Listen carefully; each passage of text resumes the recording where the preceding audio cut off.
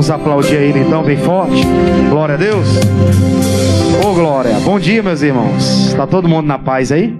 Glória a Deus. Deus seja convosco. Amém? Sentem-se, por favor. Você está na casa de Deus. E nós estamos aqui nesse segundo dia de consagração, né? Muito importante. E nós estamos vivendo uma palavra muito forte. Estamos falando sobre oração. Nós não vamos deixar esse assunto parado, né? Por isso eu quero que você abra a sua Bíblia agora no livro de Tiago. Vamos lá? Nós vamos falar um pouquinho da oração e de como nós devemos aplicar a nossa oração ao nosso dia a dia. Você lembra de quando nós vivíamos na religião? Geralmente quando nós iríamos fazer uma oração, nós fazíamos junto com a oração um juramento. É ou não é? Como é que nós falávamos? Você vai lembrar muito bem disso. Chegávamos para pedir uma oração lá para a entidade, para o santo, para Deus ou para qualquer outra coisa. E nós pedíamos e dizíamos: se ele sair desse leito de enfermidade, ele vai passar 10 dias andando descalço. Não era assim que as pessoas falavam? Olha, nós estamos indo lá no Canidé, no Ceará, lá para o São Francisco. Aí ele vai ser curado, e quando ele for curado, todo ano ele vai ter que ir lá no Canidé, fazer a prece lá na catedral lá do santo. Não era assim que a gente fazia? Tinha gente que fazia promessas para Deus no seguinte quesito: se o Senhor me tirar dessa situação, todos os anos eu vou dar umas cestas básicas para não sei quem. Não era assim que a pessoa fazia? Ela se comprometia com as suas palavras. E se tem uma coisa que nós temos que ter cuidado é em não se comprometer. Por quê? Porque pelas nossas palavras nós somos justificados, e a Bíblia diz que por ela nós somos também condenados. Quando viemos para o Evangelho, tem muita gente que continuou com a mesma coisa.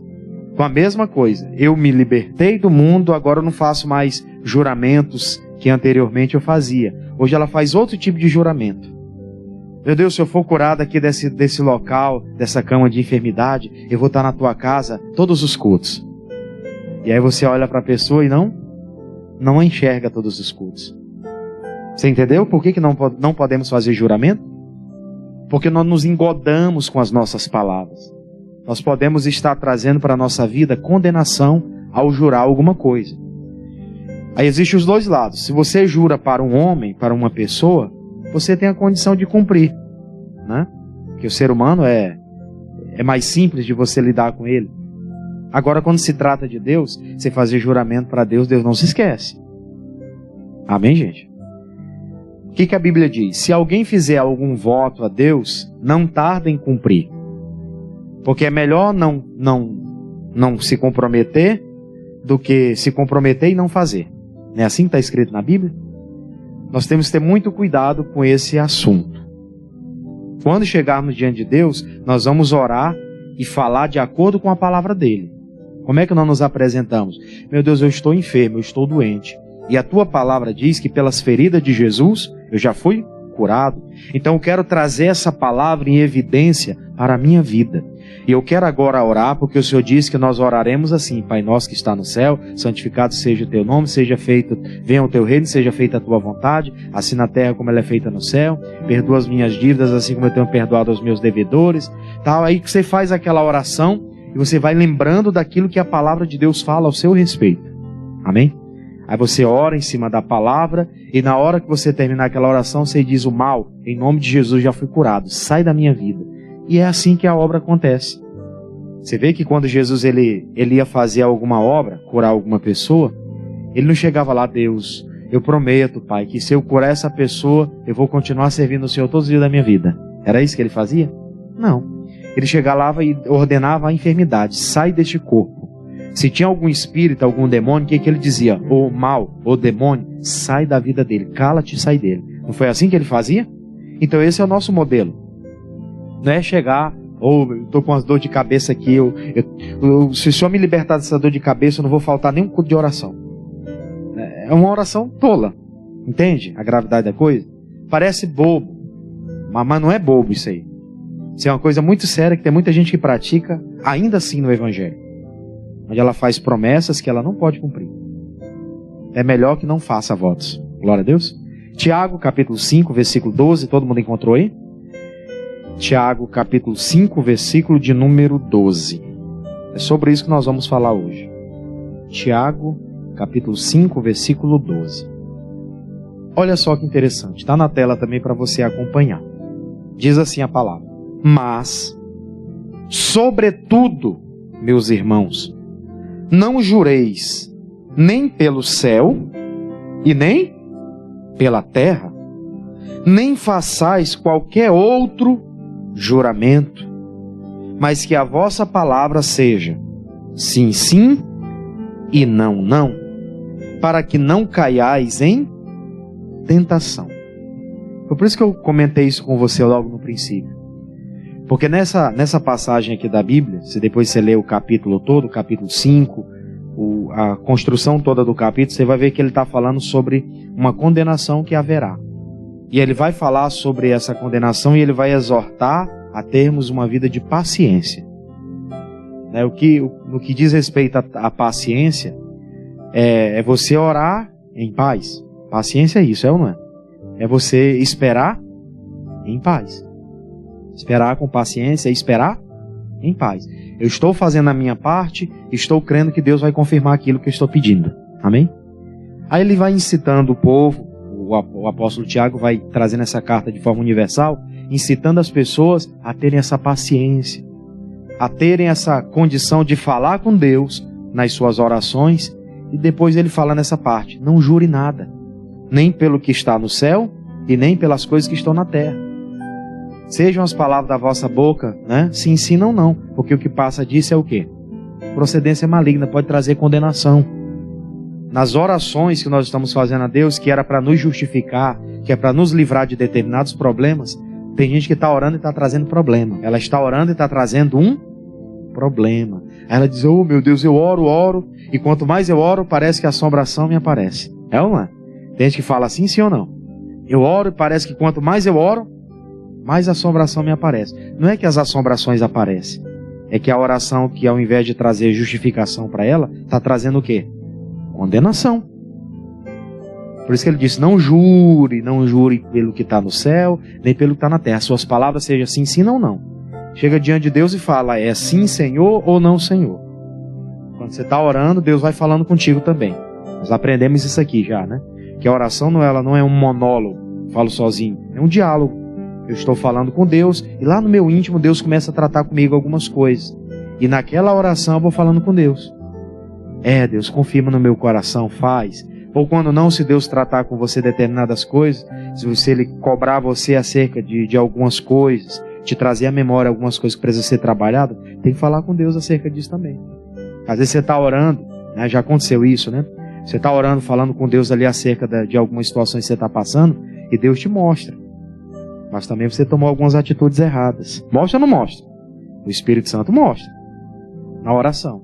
Aí ele vai lembrar que você tomou algumas atitudes erradas para quê? É verdade, Senhor. Sim, Senhor. Eu cometi aquele erro, mas eu quero agora me consertar. E ali você vai tendo aquele diálogo com Deus e as coisas vão começando a ficar no seu lugar. Mas não pode fazer o quê? Juramentos. Tanto é que na sequência ele fala no 13, olha: está alguém entre vós aflito? Faça o quê? Ore. Tem dias, pastor, que eu estou com aflição, meu coração está angustiado. Então nós vamos fazer o quê? Vamos diante de Deus para orar. Aí ele fala na continuação: está alguém contente? Faça o quê? Cante louvores. Por isso que aqui na igreja nós começamos sempre com a oração. Por quê? Você às vezes chega no culto e às vezes está um pouco sobrecarregado de algumas batalhas. Alguém já passou por isso? Acho que todos nós.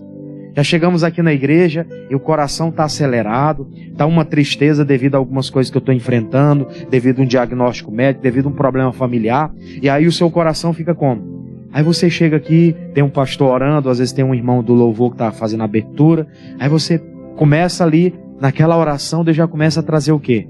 Paz para o seu coração, naquela oração. Aí depois os irmãos cantam: quem está alegre canta, quem... nas palmas orando, louvando, né, mano?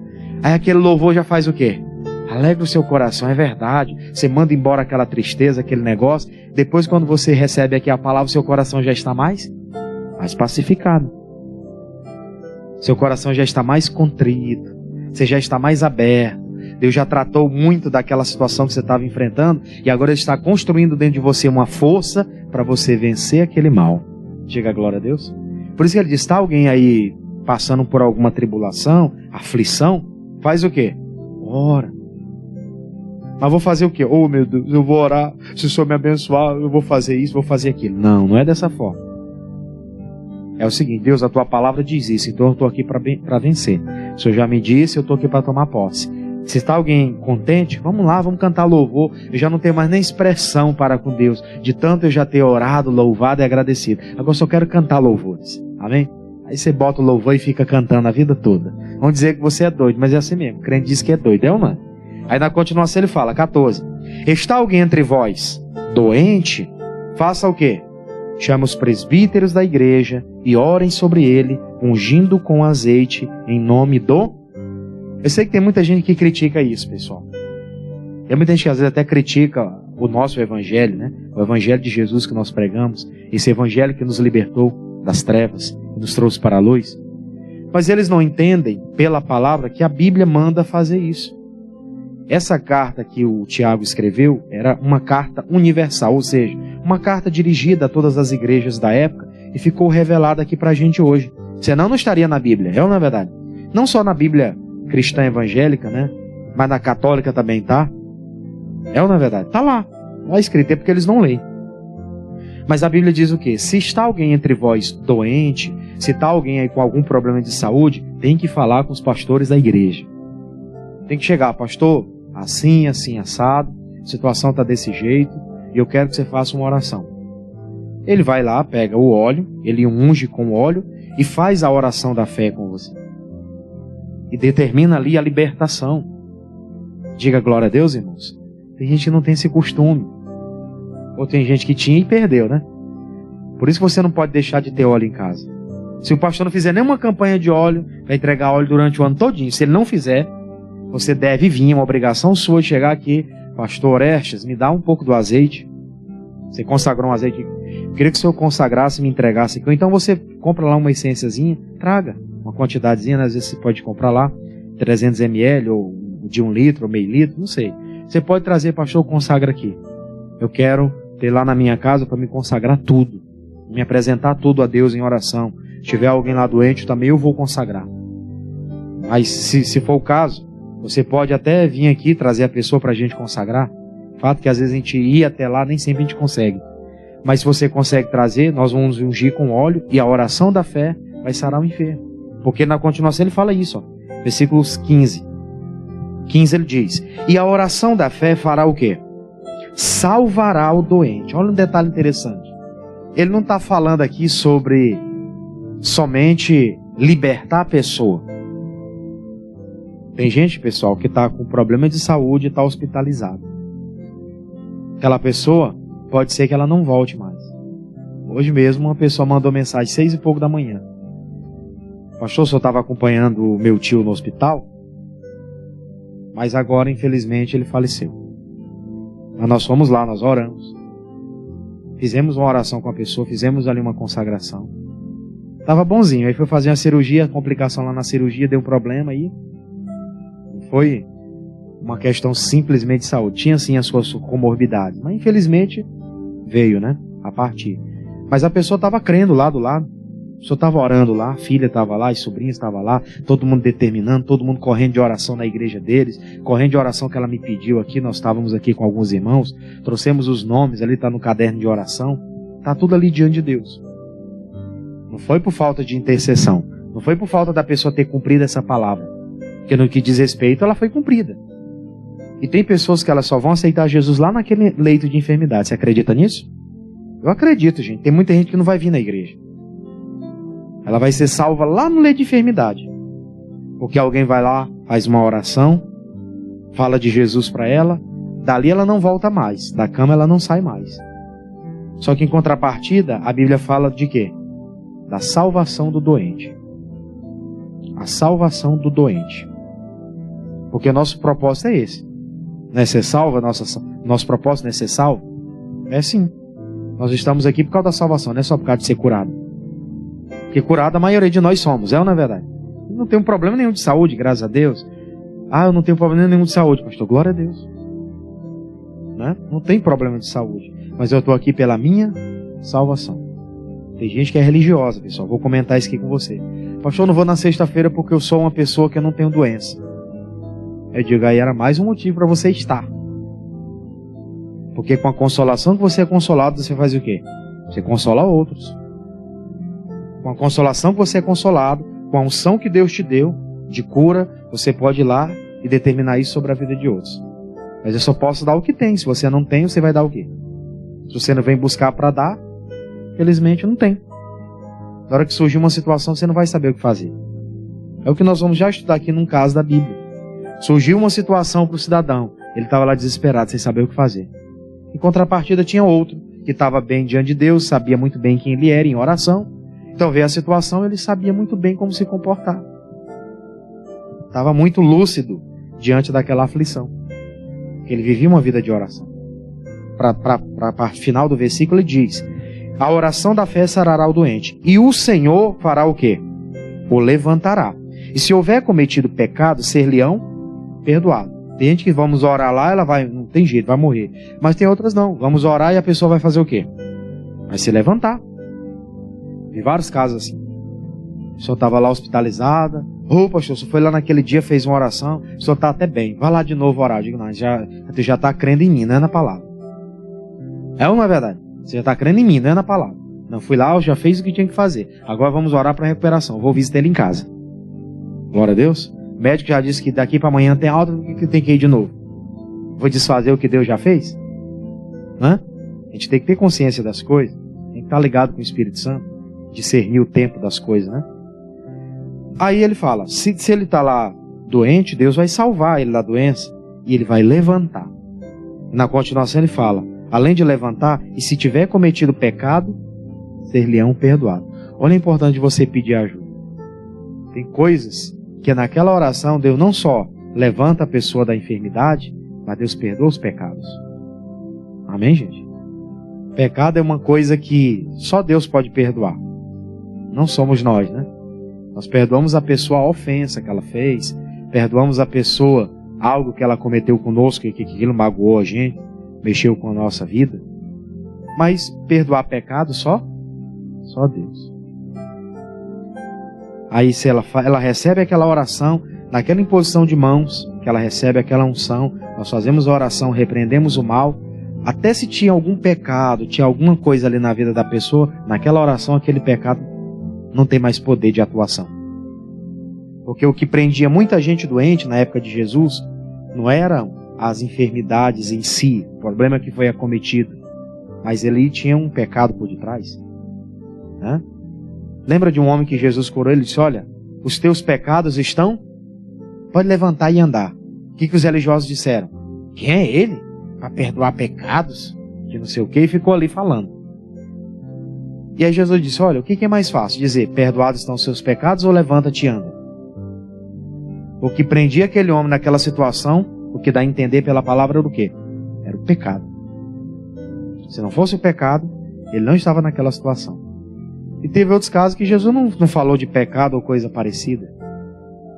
Mas ele falou de quê? Ele só fez a oração e expulsou o mal, porque tinha um mal ali por trás. Talvez não era pecado da pessoa, mas pela falta de conhecimento, às vezes o inimigo entra na vida de alguém. Pela falta de conhecimento. Conheci tantas pessoas assim com coração bom, que não tinha maldade nenhuma nelas. Mas por ser falta de entendimento, às vezes dava brecha e o inimigo entrava. Né? Às vezes por uma palavra errada, por uma maneira de agir, por um comportamento inadequado. Não tinha nem malícia às vezes. Mas o diabo vê a ingenuidade da pessoa aí, entra. No caso desse cidadão que nós comentamos, ele estava na prática do pecado. Tanto é que Jesus disse, olha, vai e não peques mais para que não lhe suceda coisa pior. No caso daquela mulher que foi apanhada em adultério, ela tinha cometido um pecado, sim ou não? Adultério é ou não é pecado? Pecado grave. Cometeu um erro grave. Aí Jesus perdoou ela, né? Só quem não tem pecado que atire a primeira pedra. Minha função aqui é justificar e não condenar. Os homens, todo mundo saiu. Ninguém apedrejou ela porque todo mundo tinha pecado também, né? Se era de adultério ou não, mas tudo era pecado. Não existe pecadinho, pecadão. Tudo era erro. Tinha que ser consertado. Aí ele olha para aquela mulher: ninguém te condenou? Ela disse: não, Senhor. Ele disse: olha, eu também não te condeno. Agora uma coisa é o seguinte: vá e não peque mais. Ele dá para ela a justificação e diz para ela: você não vai mais praticar a mesma coisa. Vigia com relação a isso, porque o diabo vai tentar de novo. É ou não é verdade? Naquilo que um dia nós éramos, aquelas pessoas que eram dominadas por aquela coisa, depois de um tempo o diabo vai tentar revisitar. Tanto é que a gente conhece pessoas que viviam na prostituição, aí se libertaram, se converteram, viviam uma vida com Deus. Quando falharam de novo, o pecado que ela caiu foi o quê? Foi o mesmo. Foi o mesmo. Conheci pessoas que eram muito religiosas, viviam uma vida assim religiosa do lado errado, né? Não era para Jesus. Aí ela se converte, vem para Jesus, se torna bem zelosa. Mas aí começa depois se apartando, aí se não gosta de uma coisa, se desgosta de outra, daqui a pouco ela está desviada e fazendo o quê? Pior do que antes. Se cumpre a palavra que diz que o estágio dele é pior do que o último, porque voltaram 7 piores. Coisa grave. Né? Por isso que ele fala, nessa oração que você ora pelo enfermo lá, até se ele tiver cometido pecados, serão perdoados. Isso é importante você pedir. Pastor, estou enfermo, que você fizesse uma oração por mim. Tem horas que a gente vai orar aqui por todo mundo, mas tem dias que às vezes não vai fazer essa oração conjunta por todo mundo, impondo mãos. Mas você sabe, eu estou precisando. Você sai do seu lugar e vem pedir. Glória a Deus, gente. Me lembro muito daquela mulher que tinha um fluxo de sangue. Ela estava lá naquela situação terrível. Só ela e Deus sabiam o que ela estava passando. Ela enfrenta a multidão todinha, vai até Jesus e toca nas vestes, porque ela dizia, se eu tocar, certamente sararei. Foi Jesus que foi lá e curou ela. Não foi ela que quis. Vai ter dias que, se depender do pastor, você não vai sair daqui curado, não. Porque terminou aqui, às vezes terminou, a gente já tem outras coisinhas, vai resolver uma coisa e outra.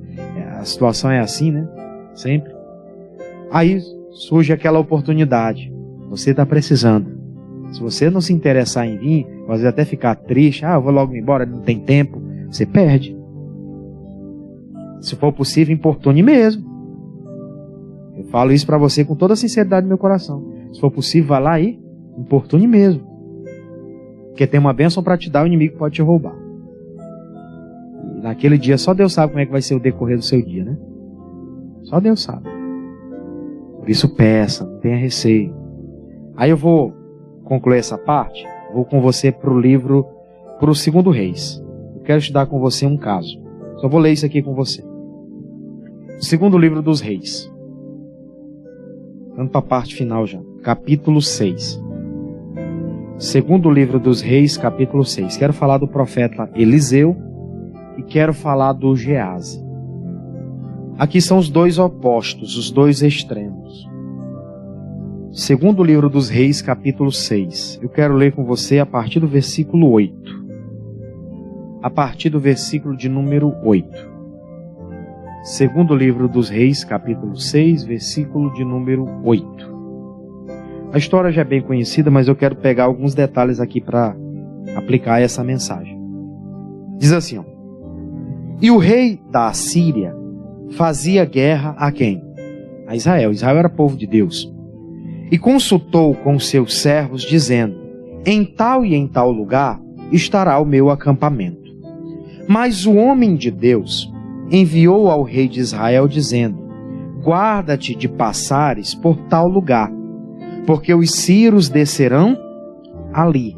Pelo que o rei de Israel enviou àquele lugar, de que o homem de Deus lhe falara, e de que tinha avisado, e os guardou ali. Nenhuma e nem 2 vezes. Então se turbou com este incidente o coração do rei da Síria, e chamou seus servos e lhes disse, não me fareis saber quem dos nossos é pelo rei de Israel? E disse um dos seus servos, não, ó rei, meu senhor, mas o profeta Eliseu, que está em Israel, faz saber ao rei de Israel as palavras que tu falas na câmara de dormir. E ele disse, vai e vê onde ele está, para que eu envie e mande trazê-lo. E fizeram-lhe saber, dizendo, eis que está em Dotã. Então enviou para lá carros e cavalos e um grande exército, os quais vieram de noite e cercaram a... Eu li todos esses 7, 8 versículos aqui com você, rapidamente, só para explicar uma questão. Existe um homem de Deus chamado Eliseu, que ele vivia diretamente ligado com Deus em oração. O profeta Eliseu tinha uma vida no altar. Isso não era de agora, não. Desde as épocas do profeta Elias. Elias era o líder espiritual do povo, e o Eliseu estava sempre orando. Ele vivia ali sempre servindo o homem de Deus. Estava ali numa consagração, numa preparação. Aí chega um determinado tempo em que ele se torna o líder do povo principal, está ali naquela vida de consagração contínua, e aí surge uma afronta a Israel. A Síria, só para você ter uma ideia, naquela época ela era maior do que o Israel pelo menos 4 vezes. O exército dele era maior pelo menos 4 vezes. Ou seja, para 4 homens de guerra da Síria, existia um homem de guerra para Israel. Ou seja, era muito pouco. Israel não tinha a mínima condição de vencer, fisicamente falando. Aí surge essa situação. O rei da Síria prepara uma cilada, porque ele diz: monta o acampamento em tal lugar, porque lá nós vamos destruir Israel. Vamos entrar na cidade e vamos destruir eles. Aí o homem de Deus, o Eliseu, que vivia ligado com Deus, ele chama o rei de Israel e diz: olha, vai vir uma afronta, os inimigos estão montando acampamento em tal lugar. Vai lá e se previna. O homem de Deus, o rei que recebe a palavra, vai lá e obedece o profeta.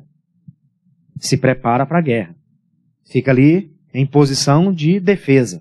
Se o inimigo vier, nós vamos se defender. Ainda que não temos força total, mas nós temos Deus ao nosso lado. E ele sempre fazia isso. Aí o cidadão ficou confuso. Ele disse: mas que é isso? Tem algum dos nossos aqui, quem está infiltrado, que recebe as informações e passa para ele? Me diga quem é. Aí chegou um deles e falou: não, meu senhor, o que acontece? Tem um homem de Deus lá em Israel, que é o profeta Eliseu, que tudo aquilo que o senhor fala aqui no seu lugar de dormir, ele sabe lá. Isso aí é uma coisa que Deus fala para ele. Nós não temos controle dessas coisas. E ele ficou revoltado. Então nós vamos cercar a cidade. E ele vai lá e pega e cerca a cidade em busca do homem de Deus, o Eliseu. Aqui eu quero trazer um detalhe interessante para você nessa mensagem.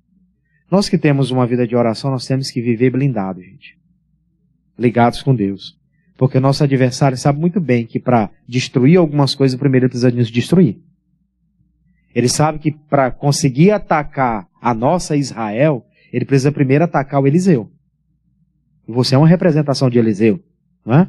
Na Bíblia, na Nova Aliança, está escrito: nós somos feitos reis para reinar, né? Para liderar, mas somos feitos também sacerdotes. Nós temos a função de reinar fisicamente e reinar espiritualmente, liderar espiritualmente, né? Nós temos uma função muito importante. E o diabo sabe que para vencer algumas coisas ele tem que nos enfraquecer. Então ele manda soldados para cercar a cidade, para dizer: não, vamos destruir esse homem primeiro. Vamos destruir esse homem, vamos pegar ele. Depois que destruir ele, a gente vai conseguir destruir tudo. Isso foi o que ele pensou. Mas o versículo seguinte diz, olha só, versículo 15. E o moço do homem de Deus se levantou muito cedo e saiu. E eis que um exército que tinha cercado a cidade, com cavalos e carros. Então o seu moço lhes disse: ai, meu senhor, o que faremos? Né? A pessoa que está aflita.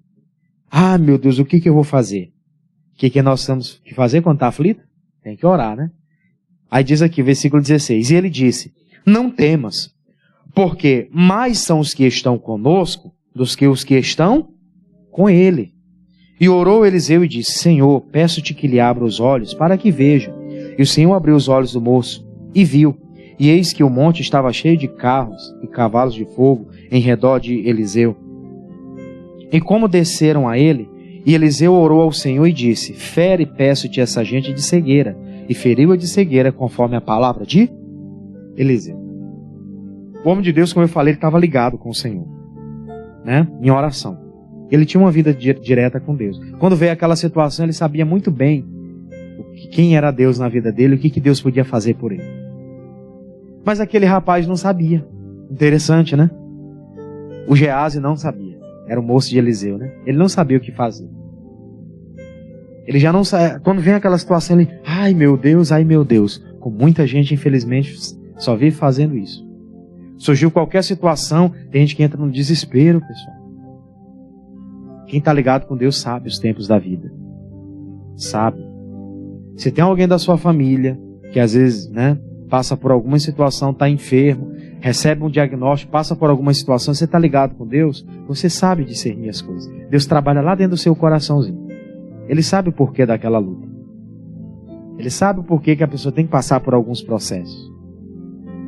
E você que está ligado com Deus percebe. Essa situação está fazendo ele se quebrantar mais. Normalmente essa pessoa não ficaria quebrantada. Mas como ele está passando por isso, já está mais quebrantadinho. Quebrantadinho. Deus está trabalhando no coração dele. Alguma coisa Deus vai fazer. Se é para viver ou é para levar, Deus vai fazer alguma coisa. Mas o nosso foco é o quê? É salvar. Né? O homem de Deus está lá ligado. Ele disse, eu sei o que vai acontecer.